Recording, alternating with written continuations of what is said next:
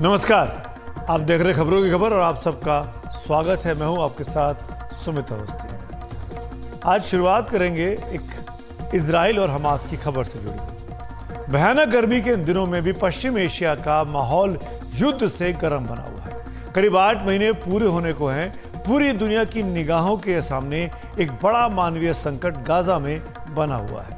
Gaza पर Israel की जवाबी कार्रवाई में करीब 36,000 लोगों की अब तक मौत हो चुकी है, जिनमें 15,000 से ज्यादा तो बच्चे ही बताए जाते हैं। 80,000 से ज्यादा लोग अब तक घायल हो चुके हैं और 10,000 से ज्यादा लोग इजराइल की कार्रवाई के बाद से लापता भी हैं। इजराइल ने 7 अक्टूबर को हमास के लड़ाकों के भयानक हमले में करीब 1200 लोगों के मारे जाने और करीब 250 लोगों को अगवा किए जाने के बाद जो कार्रवाई शुरू की वो खत्म होने का नाम अब तक नहीं ले पाई है। अगर कभी थोड़ी सी उम्मीद बनती भी है तो किसी न किसी वजह से वो तुरंत टूट भी जाती है। जैसे कई महीनों के बाद कल एक बार फिर इजराइल की राजधानी तेल अवीव सायरनों की आवाज से गूंज उठी। हमास के बड़े मिसाइल हमले से निपटने के लिए इजराइल का आयरन डोम सिस्टम सक्रिय हो गया। सायरन बजते लोग सुरक्षित ठिकानों पर पनाह लेने के लिए भागे। पनीमा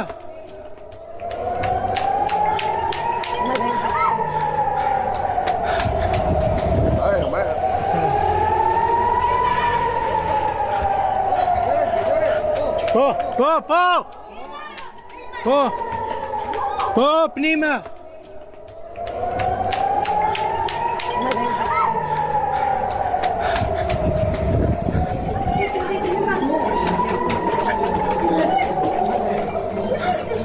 Koste.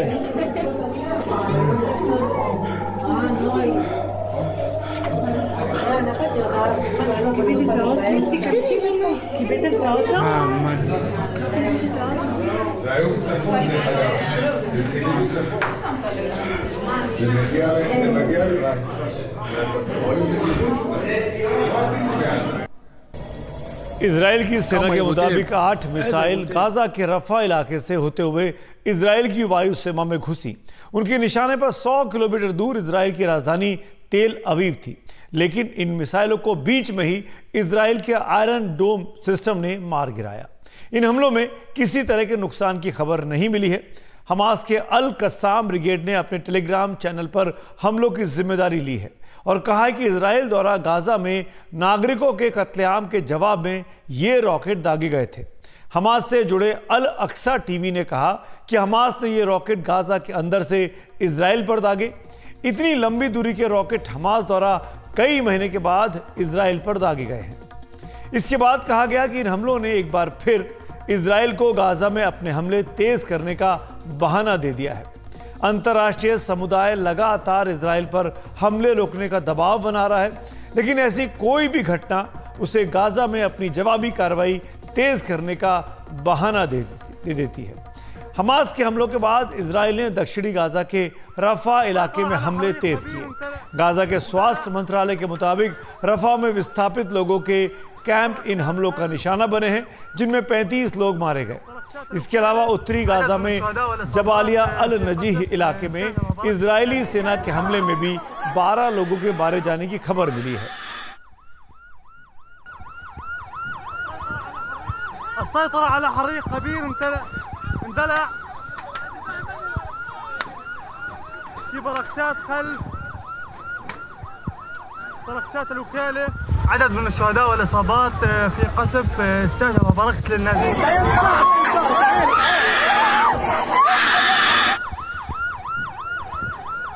السيطرة على حريق كبير اندلع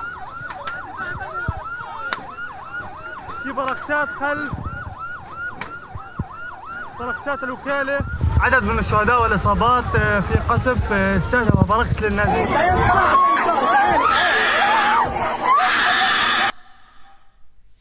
गाजा के सरकारी मीडिया ऑफिस के मुताबिक इजराइल की सेना ने विस्थापितों के लिए UNRWA द्वारा बनाए 10 केंद्रों पर हमले किए। UNRWA ने यह भी कहा कि रफा में इजराइल ने 2000 पाउंड के बमों से हमले किए हैं। मीडिया ऑफिस ने कहा कि इजराइल और अमेरिका ने इन हमलों से इंटरनेशनल कोर्ट ऑफ जस्टिस और अंतर्राष्ट्रीय समुदाय को साफ संदेश दे दिया है कि विस्थापित लोगों और बच्चों के खिलाफ हमले जारी रहेंगे और अंतर्राष्ट्रीय कानून का उल्लंघन नहीं रुकेगा। What is required is a ceasefire. We need a ceasefire.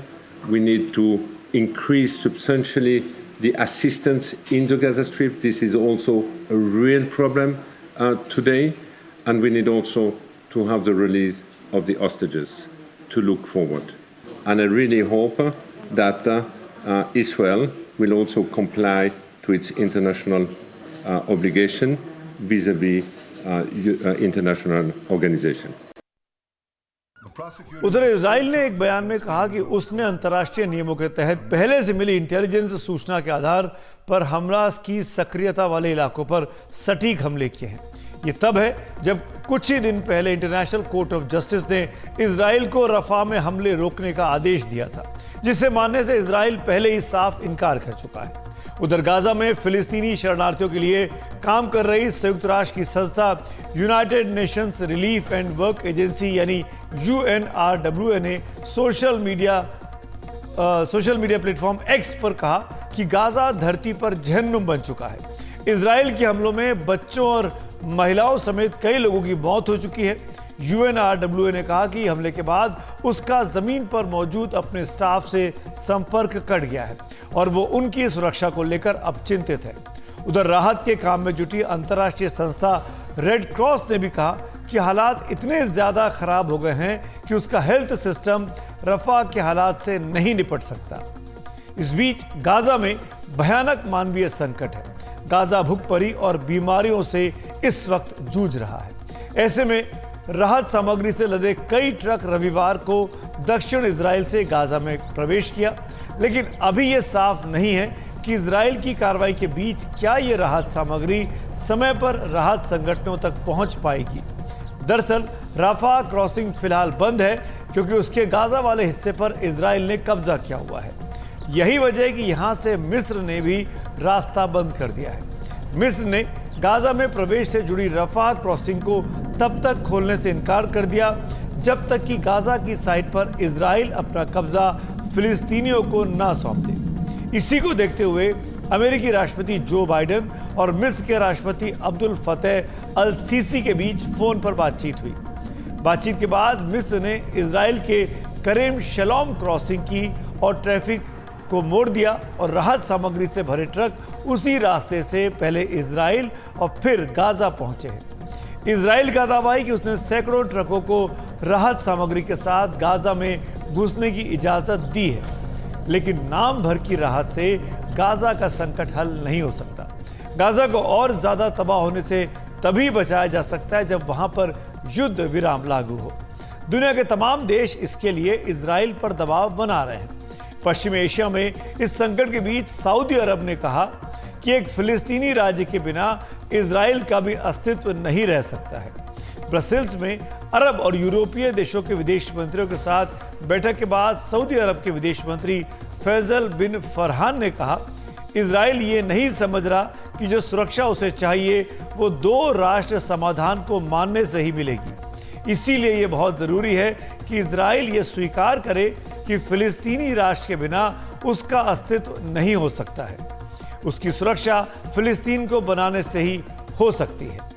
इसीलिए हम उम्मीद करते हैं कि इजराइल के नेता अंतर्राष्ट्रीय समुदाय के साथ मिलकर न सिर्फ फिलिस्तीनी अथॉरिटी को मजबूत करेंगे बल्कि 1967 की सीमाओं वाले एक फिलिस्तीन देश के गठन को भी मान्यता देंगे।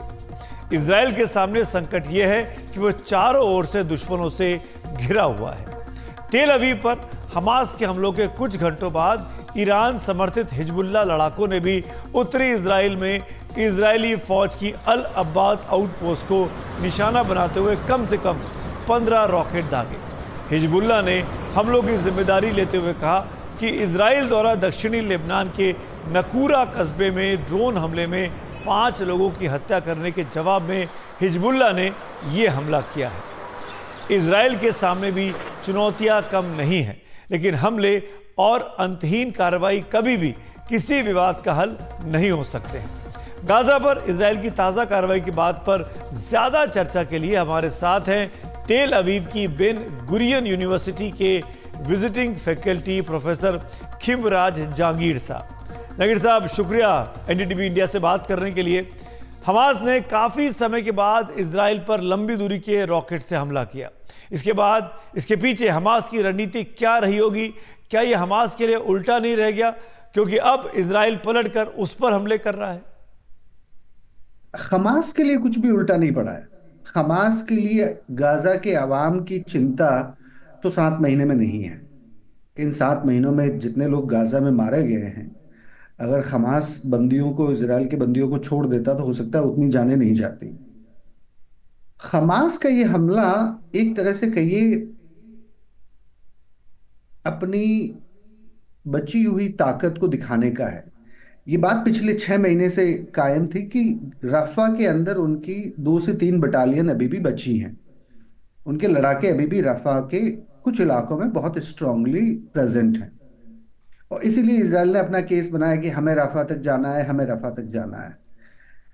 हमास उस बटालियन और उस मिलिट्री स्ट्रांग होल्ड को लेके एक ऐसी कार्रवाई करना चाहता था जिससे ये मैसेज जाए कि इसराइल हमें खत्म करने की तो बात ही छोड़ दीजिए, हमारी बुनियादी ताकतों पर भी कोई ज्यादा फर्क नहीं पड़ा है, क्योंकि हम अभी भी तल अवीव तक हमला कर सकते हैं।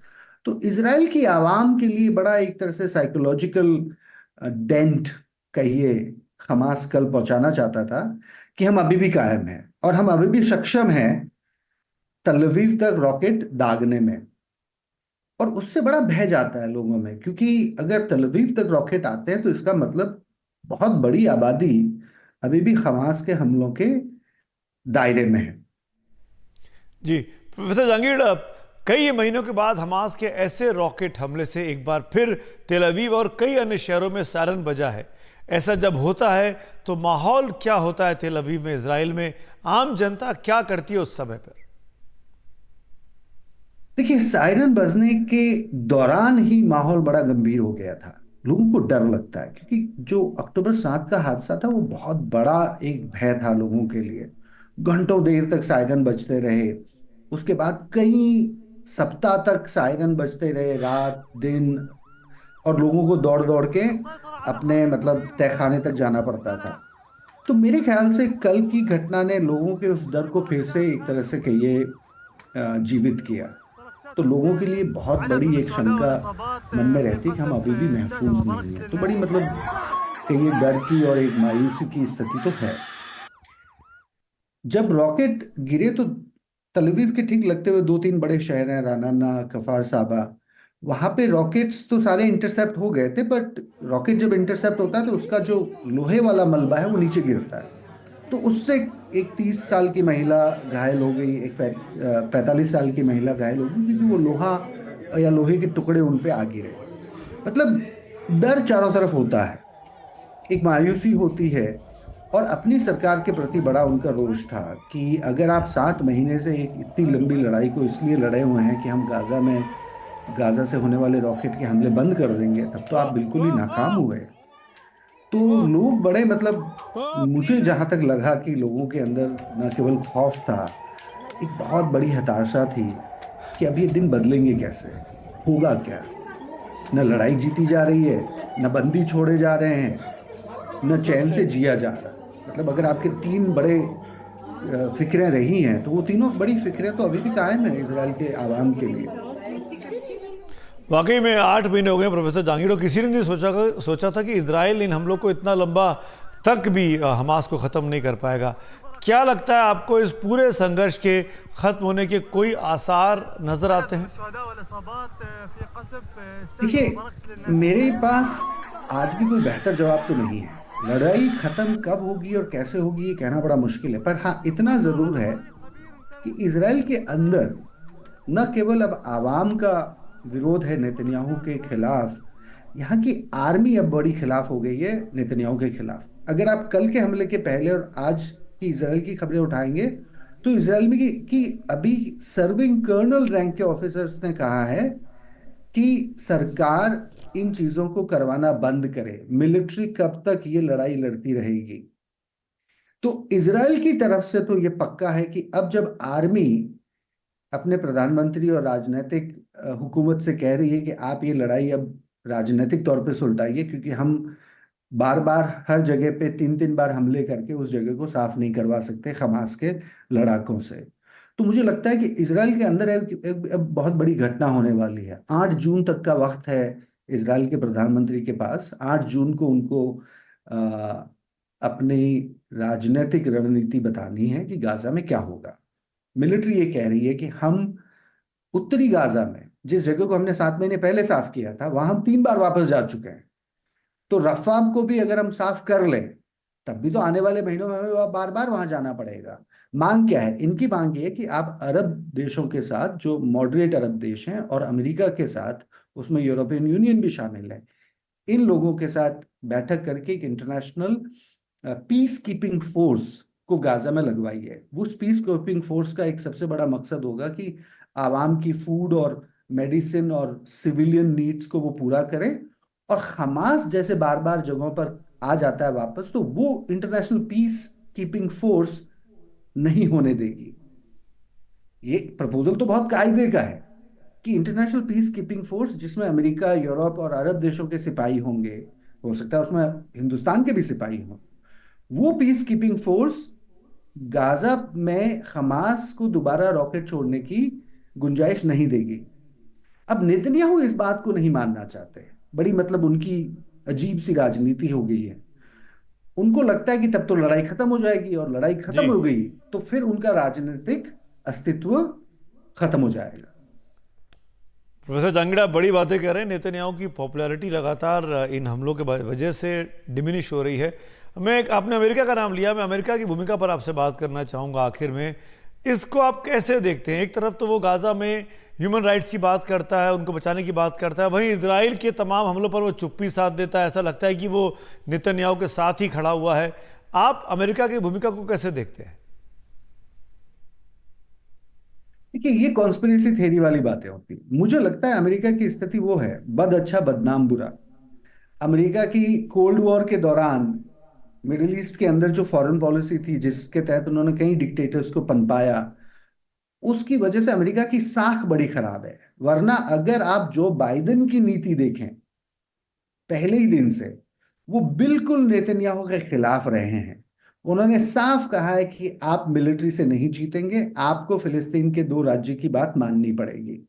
अब कोई कहे कि फिर उन्होंने मनवाई क्यों नहीं? हाथ पकड़ के इजराइल से ये बात मनवाना किसी भी देश के लिए बड़ा नामुमकिन है, भले ही वो अमेरिका ही क्यों ना हो। पर अमेरिका ने जिस तरीके से नकेल कसी है इजराइल पे, वो नकेल न केवल उन्होंने रफा के अंदर मिलिट्री ऑपरेशन को रोकने में कसी, बल्कि उन्होंने सेटलर्स को ब्लैकलिस्ट करना शुरू किया। अमेरिका की पूरी फॉरेन पॉलिसी में कभी ऐसा नहीं हुआ कि इजराइल के सेटलर मूवमेंट को ब्लैकलिस्ट किया जाए। ये जो बाइडेन ने किया है पिछले 4 महीने में, उन्होंने 3 बार ऐसी लिस्टें जारी की हैं जिसमें इजराइल के बहुत बड़े सेटलर्स और सेटलर लीडर्स को ब्लैकलिस्ट किया गया है, उनके खिलाफ इंटरनेशनल सैंक्शंस लगाए गए हैं। तो मेरे ख्याल से अमेरिका को अगर आप कॉन्स्पिरेसी थ्योरी से ना देखें, उससे देखें कि उन्होंने क्या किया है, तो मुझे लगता है अमेरिका ने बहुत कायदे की एक राजनीति और कूटनीति का इस्तेमाल किया है, जिससे मैं अगर निजी तौर पे कहूँ तो बड़ा संतुष्ट हूँ। उससे ज्यादा अमेरिका तो इजराइल का हाथ पकड़ के नहीं करवा सकता राजनीतिक फैसले। जी, बहुत बहुत शुक्रिया प्रोफेसर जहांगीर, वक्त निकालने के लिए हमसे बात कर रही है, इस पूरे मसले को इतने आसान शब्दों में आसान तरीके से समझाने के लिए। भाई आगे बढ़ते हैं आज की और खबरों की ओर। और अब बात 2 ऐसे मामलों की जहां रसूख, कनेक्शन, पैसे और बेईमानी दूसरों की जान पर भारी पड़े, और दोनों ही मामलों में कुछ डॉक्टर्स की आपराधिक मानसिकता भी सामने आई है। आप स्क्रीन पर 2 तस्वीरें आपको दिखाते हैं। एक तस्वीर पुणे की है, जहां नशे में नाबालिग धुत रईसजादे ने 19 मई को अपनी पोर्शे कार से 2 युवा इंजीनियर्स को कुचलकर मार दिया था। यह नाबालिग एक बिल्डर का बेटा है, शहर का बड़ा बिल्डर है, और अभी तक की तफ्तीश में अब यह सामने आया है कि उस नाबालिग को बचाने के लिए हर मुमकिन साजिश रची गई है।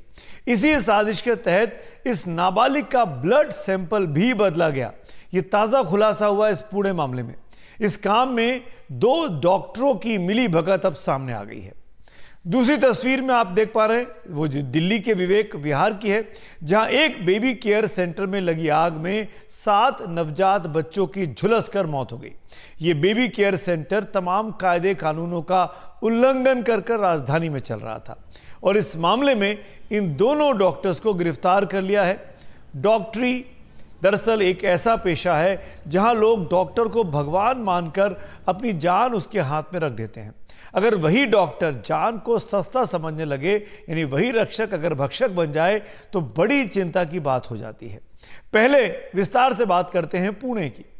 19 मई को शराब के नशे में धुत एक नाबालिग रईसजादे ने अपनी पोर्शे कार से मोटरसाइकिल पर सवार 2 युवा इंजीनियर्स को कुचलकर मार दिया था, जिसमें एक पुरुष था और एक महिला थे और दोनों मध्य प्रदेश के रहने वाले थे।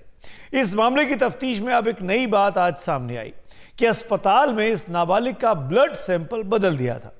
इसी वजह से यह खबर आई थी कि उसके ब्लड सैंपल में शराब के अंश तो मिले ही नहीं। शक होने पर फिर से जांच की गई तो पता चला कि दुर्घटना के दिन जांच के लिए भेजा गया ब्लड सैंपल नाबालिग आरोपी का था ही नहीं। डीएनए जांच से भी इसकी अब पुष्टि हो गई है। पुणे क्राइम ब्रांच ने इस सिलसिले में पुणे के ससुर अस्पताल के फॉरेंसिक मेडिसिन के एचओडी डॉक्टर अजय तावड़े और एक अन्य डॉक्टर हरी हारनोरकोर की गिरफ्तार कर लिया है। डॉक्टर अजय तावड़े के निर्देश पर एक चपरासी ने आरोपी नाबालिग का ब्लड टेस्ट सैंपल कूड़े में फेंक दिया और किसी और स्वस्थ व्यक्ति का ब्लड सैंपल उससे बदल दिया। टेस्ट के लिए उसको भेज भी दिया। इस चपरासी को भी गिरफ्तार आज कर लिया गया है। जो डॉक्टर हैं जिन्होंने सील करके ये रिपोर्ट फोरेंसिक को भेजी थी, उनको कल हमने डिटेन किया था। उनके प्राथमिक तपास में ये बात सामने आई कि उन्होंने जुवेनाइल एक्यूज्ड का सैंपल लिया था, लेकिन उसने उसको डस्टबिन में फेंका था और उसने एक किसी और व्यक्ति का सैंपल से उसको रिप्लेस करके उस पे उस जुवेनाइल एक्यूज्ड का नाम लिख करके उसको फोरेंसिक लैब को भेजा था। ये चीज उसने डॉक्टर अजय तावरे के ससून हॉस्पिटल के एचओडी फोरेंसिक मेडिसिन के हैं, उनके कहने पे और उनके द्वारा और ये सब मिलके क्रिमिनल कॉन्स्पिरेसी करके ये कंडक्ट उनकी हुई थी। इसलिए कल ये क्रिमिनल कॉन्स्पिरेसी और सभी सेक्शंस जो मैंने बताया, इसके तहत दोनों डॉक्टर्स को अरेस्ट किया गया है। इसके अलावा इन दोनों डॉक्टर्स के फोन को भी पुलिस ने जब्त कर लिया है। जांच से मामले में सामने आया कि आरोपी डॉक्टर अजय तावड़े और नाबालिग आरोपी के पिता ने दुर्घटना के दिन फोन पर बात भी की थी।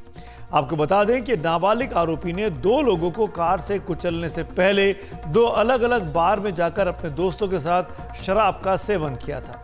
पार्टी करने के बाद उसने बिना नंबर प्लेट वाली अपनी महंगी पोर्शे कार को सकरी सड़कों पर अंधाधुंध दौड़ाया और इस रैश ड्राइविंग से 2 युवाओं की जान चली गई थी। इस बीच इस नाबालिग आरोपी के पिता और दादा को भी गिरफ्तार किया गया है। दोनों पर आरोप है कि उन्होंने नाबालिग पोते को अपने बेटे को बचाने के लिए अपने रसूख का भरपूर इस्तेमाल किया। इस मामले में पोर्शे कार के ड्राइवर, जो कि उस रात कार में तो मौजूद था पर वो कार चला नहीं रहा था, उस ड्राइवर ने भी खुलासा किया है कि उसे डराया धमकाया गया और कहा गया कि वो इस घटना का दोष अपने सर पर ले ले। ड्राइवर के मुताबिक आरोपी के पिता और दादा ने दबाव बनाने के लिए उसे अपने घर पर ही रख लिया था। आपको याद होगा कि इस मामले में आरोपी परिवार ने हर जगह दबाव बनाया। जुवेनाइल जस्टिस बोर्ड ने 300 शब्दों के एक निबंध और कुछ हल्की शर्तों पर जब नाबालिग को जमानत दे दी तो बहुत बड़ा हंगामा हुआ। इस फैसले के खिलाफ अपील पर भी नाबालिग को ऑब्जर्वेशन होम भेजा गया। और अब आते हैं डॉक्टरों की लापरवाही से जुड़े आज के दूसरे मामले पर, और यह मामला है दिल्ली का। ये तस्वीरें हैं दिल्ली के बिहार इलाके की।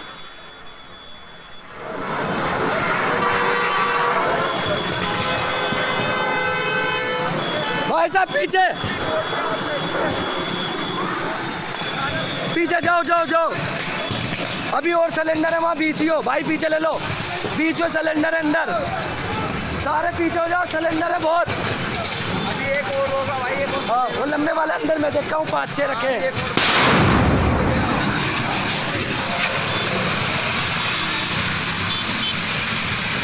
हट जाओ भाई, तारों से हट जाओ, निकल लो निकल लो। ये तार भी टूट जाएंगे ऊपर वाले। हाँ बहुत है। भाई हट जाओ पीछे, भाई बाइक ले लो अपनी, भाई सब निकल लो यहाँ से। अरे ले ये दिल्ली का विवेक विहार का इलाका है जहां पर एक बेबी केयर सेंटर था, जहां पर शनिवार की रात आग लग के हादसे में खाक हो गया था। लेकिन इस हादसे ने 7 परिवारों की गोद भी सूनी कर दी। 7 नवजात बच्चे जो जन्म के बाद इस केयर सेंटर में इलाज के लिए लाए गए थे, आग में झुलसकर उनकी जान चली गई। 5 अन्य बच्चे झुलसकर घायल हो गए। जिन लोगों ने अपने बच्चों को खोया, उनके दर्द का अंदाजा नहीं लगाया जा सकता है। कहाँ तो वो बच्चों के पैदा होने का जश्न मनाने की तैयारी कर रहे थे और कहाँ उनके चले जाने का दुख उनके सर पर टूट पड़ा। नहीं उन्हें पता नहीं है, उस पर मेरे दोस्त ने बताया मुझे भी, मेरी बेटी है इसमें छोटी। आपको कहाँ से पता चला अभी? मेरे दोस्त ने मुझे बताया मुझे भी। हमारा बच्चा तो यहाँ पे 10 दिन से भर्ती था, हमारा बच्चा है।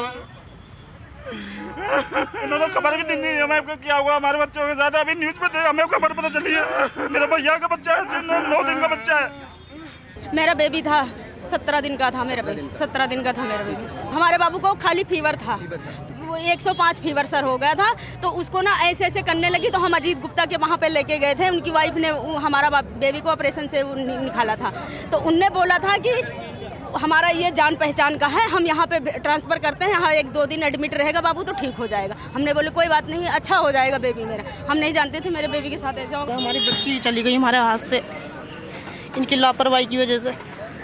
2-2.5 लाख रुपए लग गए, अब बच्ची नहीं हमारी। बताओ आपको कब पता चला? हमें तो अभी पता चला, हमें तो पता ही नहीं चला। वो तो हमारी बच्ची ने नेट पे निकाला, जब पता चला कि वही वाला हॉस्पिटल है।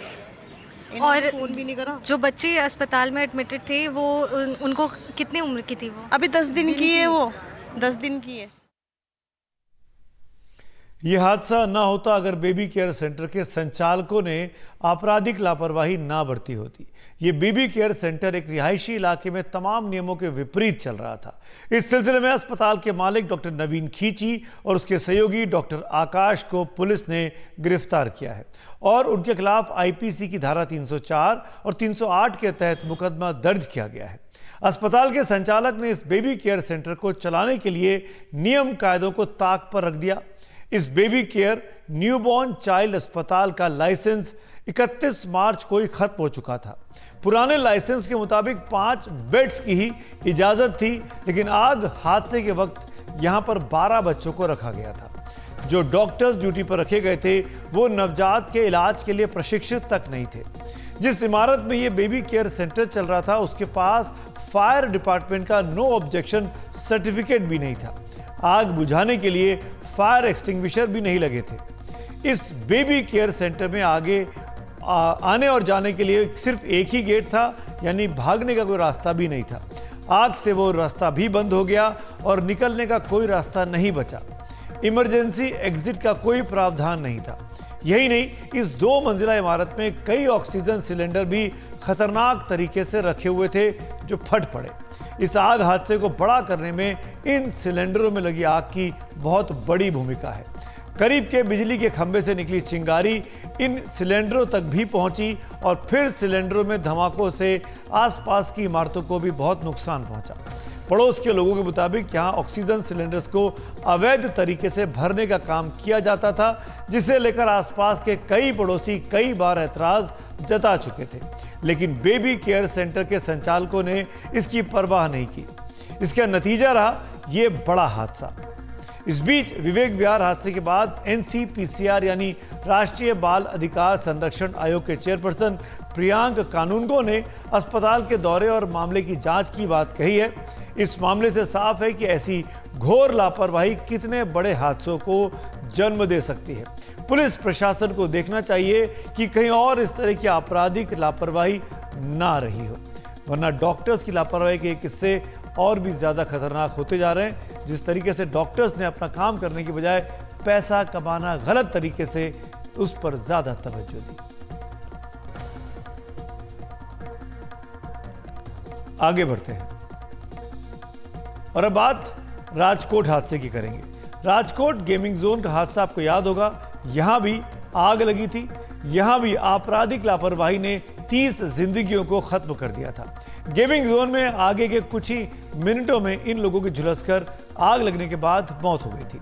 उन्हें भी बाहर निकलने का रास्ता नहीं मिला था। यहाँ भी जो ऑर्गेनाइजर्स थे, संचालक थे, उनसे लेकर प्रशासन तक कई तरह की लापरवाहियां अब सामने आ रही हैं। इस मामले में शुरुआती जांच के आधार पर राज्य सरकार के 7 अधिकारियों को निलंबित किया गया है। इस मामले में अभी तक 3 आरोपी गिरफ्तार किए गए हैं और 3 फरार भी हैं। ये मामला आज गुजरात हाई कोर्ट में भी उठा, जहां राज्य सरकार को बहुत कड़ी फटकार लगी। इसके बाद राजकोट के पुलिस कमिश्नर राजू भार्गव और जॉइंट कमिश्नर विधि चौधरी का तबादला कर दिया गया है।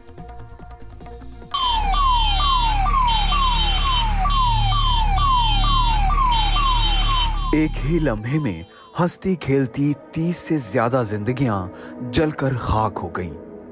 राजकोट के इस गेमिंग जोन हादसे के बाद एक लापरवाहियां सामने आ रही हैं। गुजरात हाई कोर्ट ने इस मामले में स्वतः संज्ञान लेते हुए राज्य सरकार से जवाब मांगा था। अब कोर्ट ने सरकार को इस मामले में जमकर फटकार लगाई। अदालत ने कहा, 4 साल से ये गेम जोन अनधिकृत परिसर में चल रहा था। क्या राज्य सरकार सो रही थी? 4 साल से फायर सेफ्टी पर सुनवाई चल रही है। हाई कोर्ट ने कई फैसले और निर्देश दिए हैं। उसके बाद भी राज्य में 6 अग्निकांड हो चुके। गुजरात हाई कोर्ट ने इस मामले में राजकोट नगर निगम से सफाई मांगी है। ये भी पूछा है कि एफएसएल, सीसीटीवी के आधार पर क्या जांच हुई और क्राइम ब्रांच, एसआईटी आदि ने क्या किया है।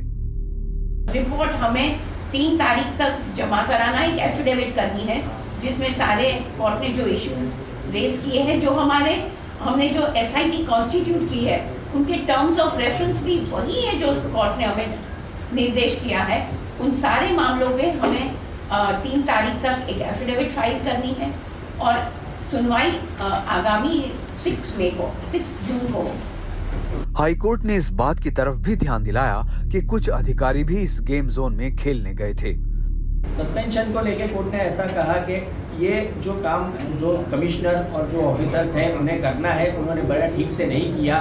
2020 से गुजरात हाई कोर्ट ने टाइम टू टाइम अलग अलग ऑब्जर्वेशंस एंड ऑर्डर्स पास किए हुए हैं, ये पर्टिकुलर फायर सेफ्टी के PIL के अंदर, परंतु ये जो ऑफिसर्स हैं उन्होंने उसे बड़े ध्यान से नहीं लिया और बड़ी कैजुअली से लिया है। तो अगर उन्होंने अपना काम ठीक से किया होता तो आज ये बच्चे मरते नहीं। तो अगर ऐसा रहा और ध्यान नहीं देंगे तो हमें सस्पेंशन की ओर भी सोचना पड़ेगा। ऐसी बात है। करीब 4.5 घंटे चली इस सुनवाई के बाद हाई कोर्ट ने गुजरात सरकार से 3 जून तक हलफनामा दाखिल करने को कहा है। इस मामले में 6 जून को अगली सुनवाई होगी। इस बीच राज्य सरकार ने 7 लोगों को निलंबित कर दिया है। इनमें अलग अलग महकमों के लोग हैं। अब तक 3 लोगों को गिरफ्तार किया गया है, जबकि 3 अन्य लोग फरार हैं। इधर राजकोट बार एसोसिएशन ने तय किया है कि आरोपियों की ओर से कोई वकील खड़ा नहीं होगा। कोई वकील इस केस को लेने की भी कोशिश करता है, उसके लिए भी कुछ मापदंड तय किए गए हैं आपकी तरफ से? हाँ, अभी हमने ऐसा डिक्लेयर किया है कि कोई भी राजकोट बार का लॉयर है वो VP फाइल नहीं करेगा। अगर कोई करेगा तो हम पूरी रिक्वेस्ट करेंगे उसे कि भाई ये तो नैतिकता समझ के आप कोई वकालतनामा न रखो।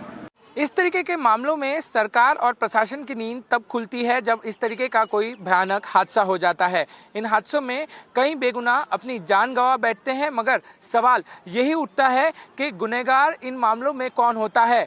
क्या वो गुनहगार है जो कि इन जगहों पे उनकी मालिकी होती है, या फिर सरकार और प्रशासन है जो कि हादसा होने से पहले आंख मूंद कर सोते रहते हैं? कैमरामैन प्रवीण रोहित के साथ पारस दामा, NDTV इंडिया, राजकोट। भारत में चक्रवाती तूफानों से निपटने की दिशा में बीते 1 से 2 दशक में काफी विशेषज्ञता हासिल कर ली है। 1999 में ओडिशा में आए सुपर साइक्लोन में हुए नुकसान के बाद भारत ने इससे निपटने में अब काफी तरक्की कर ली है और यही वजह है कि उसके बाद के तूफानों में नुकसान लगातार कम होता गया है। बंगाल की खाड़ी से उठे ताज़ा चक्रवाती तूफान रिमल से भी नुकसान काफ़ी कम रहा और उसके पीछे यही तैयारी रही। ये तूफान तट को पार करने के बाद पश्चिम बंगाल और उत्तर पूर्व के कुछ राज्यों में भारी बारिश के बाद अब कमजोर पड़ चुका है। रेल हवाई यातायात भी शुरू हो गया है। हालांकि बंगाल के तटीय इलाकों में 4 लोगों की जान जाने की खबर आई जरूर है। हमारे सहयोगी सौरभ गुप्ता की यह खास रिपोर्ट।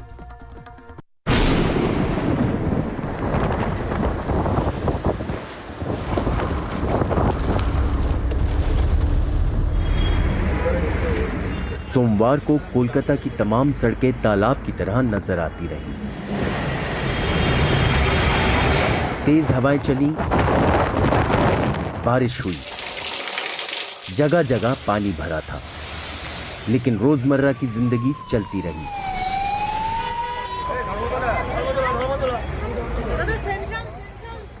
हालांकि साउथ 24 परगना में एक झोपड़ी पर पेड़ गिरने से उसमें रहने वाली एक महिला की मौत हो गई। कोलकाता में दीवार गिरने से एक शख्स की भी मौत हो गई। चक्रवाती तूफान रेमेल का असर बांग्लादेश से लेकर पश्चिम बंगाल तक दिखा। कोलकाता और उसके आसपास के इलाकों में लैंडफॉल के वक्त 135 किलोमीटर की रफ्तार से हवाएं चली। दीघा में विशाल ज्वार की लहरें एक समुद्री दीवार से टकराती दिखाई दी। हालात अभी सामान्य नहीं कहे जा सकते हैं। बांग्लादेश के ऊपर ये केंद्रीभूत है। मोंगला से लगभग 65 किलोमीटर्स नॉर्थ वेस्ट दिशा पे केंद्रीभूत है। ढाका से लगभग 150 किलोमीटर और कोलकाता से लगभग 110 किलोमीटर नॉर्थ ईस्ट में केंद्रीभूत है। और ये धीरे धीरे उत्तर पूर्व दिशा में गति करेगा, यानी वेस्ट बंगाल से दूर होते हुए आसाम मेघालय की तरफ बढ़ेगा। तूफान से पहले पश्चिम बंगाल के दक्षिण परगना जिले के सुंदरबन, सागर द्वीप समेत तटीय इलाकों से 1 लाख से ज्यादा लोगों को सुरक्षित जगहों पर पहुंचाया गया। राहत और बचाव का काम एनडीआरएफ की टीमों ने हमेशा की तरह संभाल रखा है। प्रशासन की प्राथमिकता बिजली सेवा बहाल करने की है, क्योंकि कई जगहों पर पेड़ बिजली के तारों पर गिर पड़े हैं। हमें जहाँ भी सूचना मिली कि कहीं भी जो है रोड ब्लॉक्स है, तो हमने रोड ब्लॉक को क्लियर किया। इलेक्ट्रिसिटी के ऊपर पेड़ गिरा हुआ तो उस इलेक्ट्रिसिटी के वायर को पेड़ से फ्री कराया। और साथ ही साथ जो कच्चे घर थे वहाँ पर जो है हमें संभावना थी तो उन लोगों को एवैक्यूएट करने के लिए कहा। त्रिपुरा के भी कुछ इलाकों में बारिश हुई, हवाएं चली, लेकिन पेड़ों पर लगे आम गिरे नहीं। इससे साफ है कि नुकसान ज्यादा नहीं हुआ, या फिर कुछ वक्त के बाद ही इसका अंदाजा लग सकेगा। बकहाली दक्षिण 24 परगना के ज़िले में ज़्यादा प्रभाव दिखाई दिया साइक्लोन रेमाल का, जिसका लैंडफॉल कल रात को हुआ। लेकिन अब जैसे जैसे मौसम थोड़ा बेहतर हो रहा है, लोग अपने घर वापस जा रहे हैं। यहाँ पे जो आप देख सकते हैं, ये इमारत साइक्लोन शेल्टर है। यहाँ पे ऐसे साइक्लोन्स के समय लोगों को जो कच्चे घर में रहते हैं उनको रहने का बंदोबस्त किया जाता है, और पूरी तरीके से जो साइक्लोन का इफ़ेक्ट है उसे कम करने के लिए इस तरीके का बंदोबस्त इन इलाकाओं में है।